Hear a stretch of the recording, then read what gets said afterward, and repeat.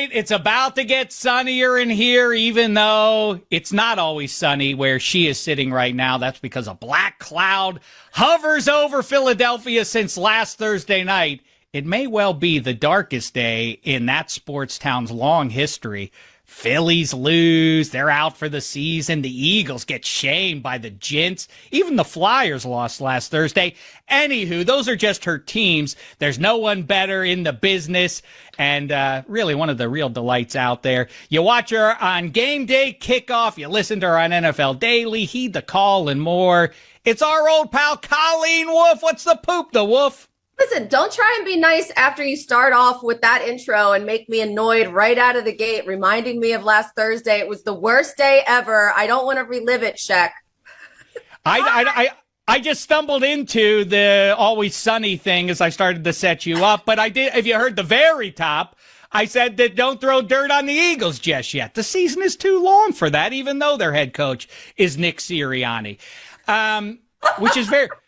It's very weird. It's very weird. You must admit, this deep into the Sirianni era, that all we ever talk about, all you ever talk about with Steve Mariucci and otherwise, is the importance of the offensive play caller and the innovators and all of that. And amidst all that, the team that won the Super Bowl last year has Nick Sirianni as its head coach. That's very strange, isn't it? Well, he just has always given offensive coordinator vibes in general. So it is a little strange. Also, everything about this season is strange in this team. It's giving 2 years ago when everything collapsed. So it's almost like they're just sort of rotating years, on again, off again, on again, off again. I don't really know. A.J. Brown doesn't necessarily ever say Jalen Hurts' name. He just always says, like, my quarterback or the quarterback. Which I find interesting. Zadarius Smith just retired in the middle of the season, and that just, is maybe giving me a little bit of anxiety about this team in general. There's certainly a pall over them. Okay, I mean, a pall over them. They're the reigning champs. I don't know if you forgot. They beat Patrick Mahomes. We would talk about Patrick Mahomes as the GOAT right now, if not for what the Eagles defense did. And that was only 7 months ago. And now it really sounds like there is a chance that A.J. Brown's going to get traded away. This is loco stuff, I feel like. What is your concern level right now? Yeah, I mean, you're playing with house money. Like I say, you have the Lombardi in tow. So how upset can you really get at this point? But still, concern level about the Philadelphia Eagles in 2025. Well, it's 1 to 10. Come on, you know how I am. I'm already at a 10. This is very concerning. I feel like this roster is loaded with talent. They just won the Super Bowl. They were winning even though they should have been losing these games. So it was just like, it felt like they were just winning by default. And now finally it's starting to catch up with them. And it's like, what are we doing here, gang? Like, this is a team that was built really well by Howie Roseman, and now we're just watching it fall apart and splinter apart because of what I'm guessing is just certain people's egos. Whose? I don't know, but they're not figuring it out. And this was an issue before. It was an issue last year, and then they ended up winning the Super Bowl. You would think, oh, winning cures everything. Well, I guess that's not the case, actually, because look at what's happening right now. And sure, I mean, whenever has there been a wide receiver in Philadelphia that's unhappy, and that worked out great. T.O. ended up leaving, and like everything crumbled then too. So sure, I'm playing with house money. The Eagles are playing with house money, but I'm still annoyed. Well, okay, I guess you've said it all there. I do think that as I say, you said the gang, and then that makes me think again of Always Sunny in Philadelphia, and then that makes me think of the last time you were on one of my shows. We did a Quentin Tarantino character draft, and I think we definitely need to do that again. And I'm dying to do it again. I'm about to jump into it right now, if you're that excited about it, but I think we should stick to football here. Do you want to do one? But I could be convinced. I mean, what's the standard? Who you want to hang out with? Because that's another question. You have to ask yourself, or as a fan, does it matter whether or not you'd want to hang out with these guys? Like, would you want to hang out with Nick Sirianni? Probably not. Or do you think he would be a good hang? You know what though? Wouldn't that be a surprise? Wouldn't that be a plot twist if like you end up hanging out and it's the best time ever? Maybe that's where the magic happens. Maybe it's the people that you don't think will be a good hang that end up being a good hang. Joel Embiid, Bryce Harper, or Scotty Hartnell. I think there aren't a lot of desirable characters in the Philadelphia sports scene. All right, listen, you know what? Let's jump into it, shall we, with our weekly review of what we just saw in pro football and beyond with our special guest here, Colleen Wolfe. If we have any time here, maybe we can get into some character work. In the meantime, it's time for the jerk list. This is when we evaluate some statements that Gino and Mike Fuentes are about to make, and we will evaluate, you and me, whether or not they are rational thoughts or maybe a little bit of a knee-jerk reaction. Also, just identifying some garden variety jerkitude out there in our society as we move along here as well. Who's up first, fellas? Take it away. Start us off. Okay, so here on a little script it says, as weird as it sounds, that the reigning Super Bowl MVP is officially holding the Eagles back. I myself, as a Jalen Hurts hater, have to say he's always held them back. What do you think? Wow, Wolf, take it away. You ready to be Hurts again? I mean, yeah, this is a tough one because I really don't want to admit that it is one player and that it is the quarterback. But it is giving those vibes a bit right now. So I think that it's not necessarily his play. I feel like it's the play calling. I'm going to blame it on the play calling that is holding the Eagles back right now. So it's Kevin Petula's fault. I had a very firm take. I had a very firm take after the Super Bowl that almost any quarterback in the league that could run could have won that Super Bowl. And I stand by it. What do you think? Because Lamar could have won that Super Bowl. Any quarterback that can run. The only person that said I couldn't do it was Tua because we know he can't run. So, well, that's a pretty favorable comp, right? The Jalen Hurts, the guy who's won all those MVPs and is one of the dominant, most distinctive quarterbacks in the history of people. That I think that's the opposite of damning with faint praise. Yes, the Wolf. I was going to say, if any quarterback could win that Super Bowl that was a running quarterback, but would they get that offensive line that Jalen Hurts had too? The exact same team. They get the exact same Eagles team. You just stick them on that Eagles team that won the Super Bowl. Like more than half the league can win that Super Bowl. Jalen Hurts was a passenger. I think you guys are being you're veering into disrespectful territory here with Jalen Hurts. I mean, the idea that you could just replace him with anybody and get the same results, part of it is resisting the ego, the temptation that comes with being one of the most gifted people to ever play the sport. And it is the paradox. It's the coaches in the ear of Lamar Jackson and Josh Allen that says, like, we know that you are in a small handful of quarterbacks who've ever played the game who can do these things that are difference making. Don't do them because they can get us because you might end up fumbling the ball and then that'll hurt the team ultimately. Jalen Hurts kind of understands the assignment here, especially after the fumble in the first half in the first Super Bowl against the Chiefs. Take care of the ball. That is the priority. And Lamar Jackson and to some extent Josh Allen haven't done as good a job as Jalen Hurts has. And I think the Wolf just hit the nail on the head.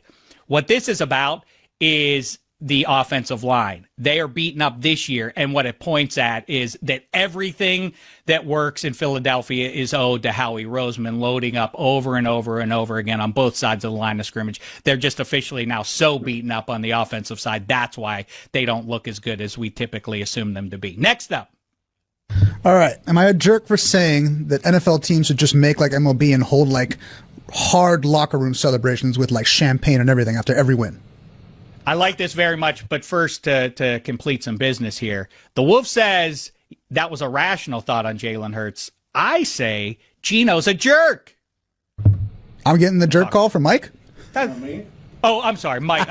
Yeah, I'm just catching strays. I was about to say, why is Gino Mike, catching a stray? Yeah. I don't know. Now both of you get it. You don't embarrass me in front of Colleen, call me out. Now you both The Wolf, the question or the statement is, the NFL should take a page from MLB and not hold off on locker room celebrations until you get the Lombardi. You just do it every round after a playoff win. Do you think that I'm actually going to say that a party shouldn't happen? Of course, there should be a party after every single win. Why would you not have a party if there was an opportunity to have a party? If you should celebrate Why everyone should be invited. There should be champagne. They should cover the whole locker room in plastic. That's one of the best 11 parts times a of year. Yes. covering MLB and just seeing the ridiculousness that ensues with the goggles and everything else. I love that idea. Glass half full of beer or champagne or whatever your drink of choice is after every playoff victory. It is very weird. NBA teams don't do it. By the way, another thing NBA teams don't do that they should adopt from college basketball is why when NBA teams win the title, don't they cut down the nets? Why does that expire when you graduate from college? I don't know, or not graduate from college in many cases of the guys cutting down the nets. But still, it is weird because NHL teams don't get loaded. Well, they get drunk, but they don't do it in the locker room in a big party. And NFL teams, how come MLB does throw a big celebration after every round? It's strange. But I'm with you. Bottom line is, yeah, have fun. The hardos won't like it, though, because this is borderline a participation trophy, right? Yeah, celebrate. You won a wild card round. Okay, all right. You know what? You beat the Houston Texans. Everybody does that in the playoffs. This is a good point you bring up. Maybe you shouldn't be allowed to do it in the wild card round, but then after that, it's allowed. Because like wild card round, although wild card weekend is the most fun weekend of NFL, I feel like it's just, I love it. There's just a lot of great games. So I don't know, why not? I feel like you need a party. And to add to that, you just made me think of this, Shaq, talking about cutting down the nets. I think every NFL team should have a marching band. I know that some do, and some have recently made the news this past year. But I would say that every single team should take a page out of collegiate football, collegiate sports in general, and there should be a marching band. You should, and at least a fight song. And I don't care if it has a retro vibe to it. I don't care if it sounds like it hails from the Big Ten. It could be like a disco, like the San Diego Supercharger, San Diego. And then the Steelers have a polka. Da-da-da-da-da-da. That's right. We're from the town with the Super Bowl team. The point is, you need a fight song. I don't care what genre it hails from. We agree, no jerks the here. Sixers have a great one. 1, 2, 3, 4, 5, 6 Sixers, or whatever the it is. Oh wait, I'm not allowed to curse on this, am I? You just, I'll bleep it out. did. Now it's out there, and now you're going to get a call from Roger Goodell. You have to answer. I messed up the song. I'm going to have everyone coming for me. Okay, anyway. Player conduct policy violated by the Wolf. All right, God, next they up on the finally jerk caught list. me. How did it feel to get in the backfield for a few sacks? Felt good. I'm gonna probably tell my kids about this. I played in a game with T.J. Watt and Myles Garrett, and I had 2 sacks. That's crazy, huh? Doesn't this kind of prove that we really shouldn't be spending money on defensive ends? If cornerbacks are out here getting 2 sacks a game, and T.J. Watt and Myles Garrett are basically doing nothing. Well, T.J. Watt had a decent game on Sunday. Myles Garrett had the same amount of sacks as me and Colleen Wolfe and Gino and Mike Fuentes combined. 0. The Wolf, how say you? What does this say about paying high-end defensive players when Myles Garrett adds up to about, 3 wins, 4 wins annually with his Cleveland Browns?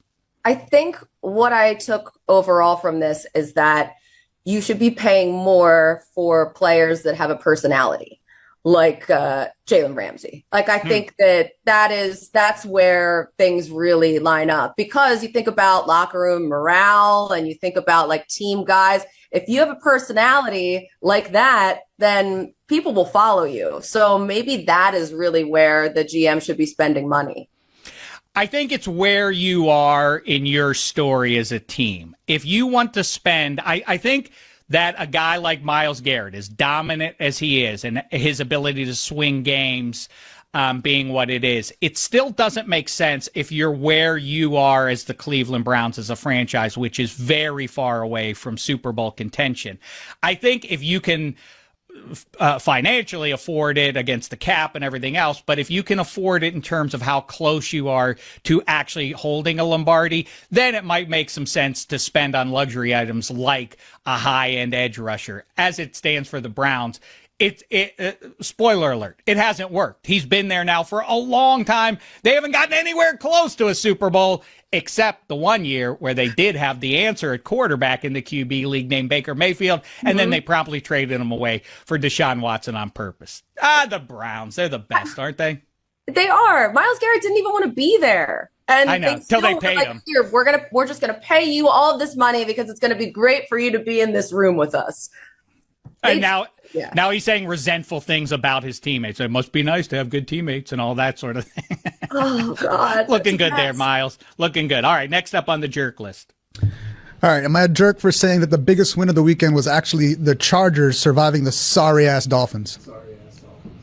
Interesting. The Wolf, how say you? Well, just judging by that Justin Herbert play where he is just shaking off Jalen Phillips like it's nothing at all, and then changing hands and I mean, that play in general was one of the best football plays I've ever seen.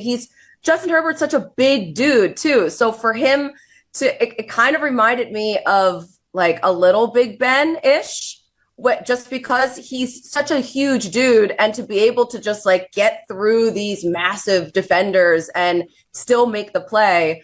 There's something to it. It's nothing to be said about the Dolphins, though. But honestly, like the Chargers pulling that out, they needed that win. They should have gotten that win. It should have come a lot easier. But yeah, they barely got it, and they deserved it in the end.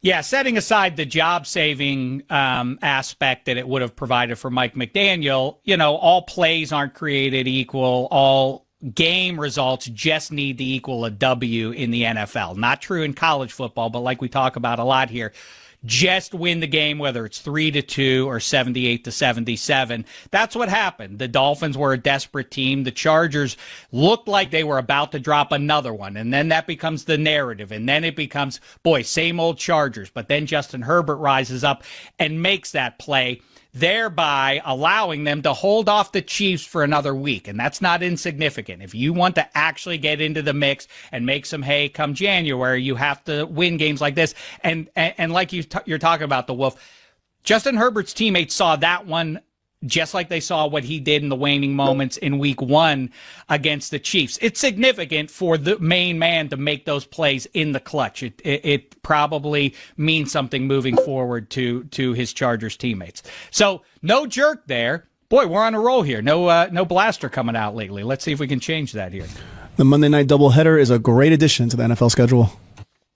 Ooh, the Wolf, how say you? I say yes, because I work on a pregame show for Monday nights, and I think any NFL game addition to any day of the week is a great one. And I love my job. So company woman. Yeah. Your voice went into robot mode there a little bit. Can a human being set to cruise control? My job. No, I would say, though, I like when they stagger the games. I feel bad for everyone on the East Coast. That is no bueno. You have to stay up so late if you are a fan of that team playing the PM game, the later one. They're both in PM. But I don't love when they're at the same time, because I feel like Monday night games should be sacred. That should be a primetime game is an island game. Like you should be able to have all eyes on you. I feel like so many people on Sundays, it's just so chaotic. There's so many things happening at once. And the news is just constantly happening, and the scores and the injuries and everything. And it's like all compacted into one day that then you have to sort of suss through everything on Monday. By the time you get to Monday night, it's like, all right, I got through today, and now I'm just going to sit and watch this game and turn my brain off. And like, it's like a reward for getting through Sunday. I like having the extra game. More football is more football. And like you talk about how crowded Sunday gets, well, this avails you of one game. The late window on Sundays always feels like, who cares about that one game? Put that on Monday night as the second game. It's great because it gives you twice the chances of having a decent game to watch on Monday night before you have to go to sleep. I think you're onto something. What if we were able to flex a game on Sunday, like the worst game on the slate of Sunday, to Monday, and it's voted on by the fans? Listen, remember, I advocated way back when, I forget what the circumstances were, but they had to make one West Coast game. I think it was a Chargers and Raiders game. They had to start it at like 8 o'clock West Coast time. That's where it's at. We should have a late night game. All options should be on the table. Is anybody ever, I don't know why people like to shake their fist at UK based football.